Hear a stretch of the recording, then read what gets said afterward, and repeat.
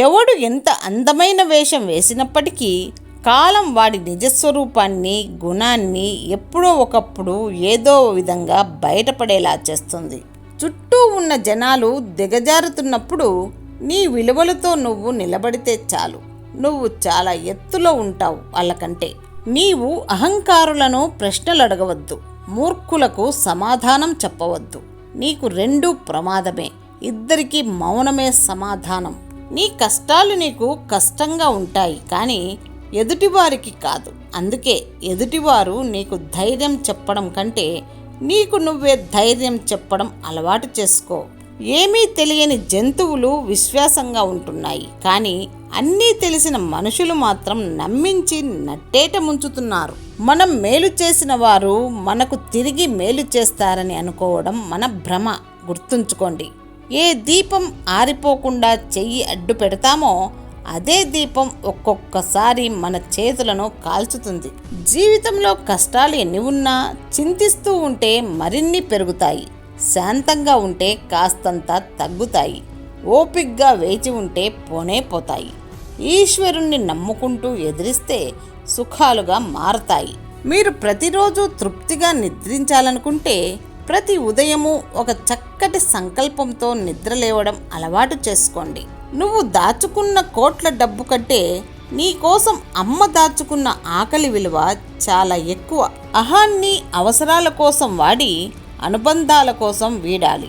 అప్పుడే జీవితం బాగుంటుంది.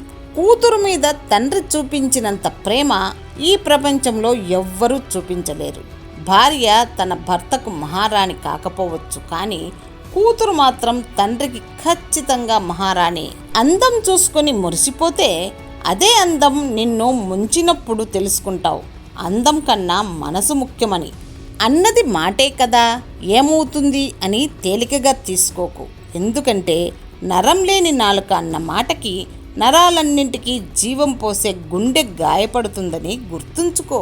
మనల్ని ఇష్టపడే మనుషుల దగ్గర అహంకారం, మనల్ని పట్టించుకోని మనుషుల మీద మమకారం అస్సలు చూపించకూడదు. తప్పు జరిగినప్పుడు మనల్ని వదిలి వెళ్ళిపోయేవారే ఎక్కువ, కానీ తప్పుని మన్నించి సరిదిద్ది మనకు తోడుగా నిలిచేవారు చాలా తక్కువ. బృహత్ కార్యాలను సాధించిన వాళ్ళు అందరూ ఒకప్పుడు అనామకులే. ఆ కార్యం సాధించిన తర్వాత మాత్రమే వాళ్ళు ప్రసిద్ధ పురుషులవుతారు, చరిత్రకెక్కుతారు. సమస్యను పరిష్కరించడానికి నీ చుట్టూ ఎవరూ లేనప్పుడు నీ అనుభవాలే దారి చూపిస్తాయి. ఎదిగే చెట్టును ఎదగనిస్తే 10 మందికి అవకాశాలు వస్తాయి, కానీ ఎదిగే చెట్టును ఎదగనివ్వకపోతే 10 మంది నీడను కోల్పోతారు. అలాగే మంచి మనసున్న మనిషిని ఎదగనివ్వకపోతే అవన్నీ నమ్ముకున్న వాళ్ళంతా కష్టాల పాలవుతారు. ప్రతి ఆటలో ఎవరో ఒకరు ఓడిపోతారు. ఓటమి కూడా గెలుపుకు తొలిమెట్టు అని అనుకున్న వాళ్లే జీవితంలో గెలుస్తారు. తిరుగుతున్న గడియారం, మారుతున్న క్యాలెండర్ పేజీలు మనకు నేర్పించే పాఠాలు. ఏది మన సొంతం కాదు. ఎవరి కోసమో నీ జీవితం ఆగిపోకూడదు. నీకు ఎవరు ఏమి చెప్పినా విను, కానీ ఒక్కసారి నీ అంతరాత్మ కూడా ఏమి చెబుతుందో విని అది మాత్రమే చెయ్యి. ఎందుకంటే మనస్సాక్షిని మించిన గురువు ఎవరూ లేరు. నోటికి ఇష్టం వచ్చినట్లు మాట్లాడే ముందు ఒక్కటి గుర్తుపెట్టుకో, మనం మాట్లాడిన మాటలు మనకు గుర్తుండకపోవచ్చు, అవి విన్న వ్యక్తికి ఎప్పటికీ గుర్తుండిపోతాయి. మీరే ఆలోచించండి, బ్రతుకును ఇచ్చినవాడు మాత్రం దారి చూపలేడా? అందుకే ధైర్యంగా ఉండండి. మంచి భర్త అంటే గొప్ప అందగాడో ధనవంతుడో అని కాదు, భార్య విలువ తెలిసినవాడు అని.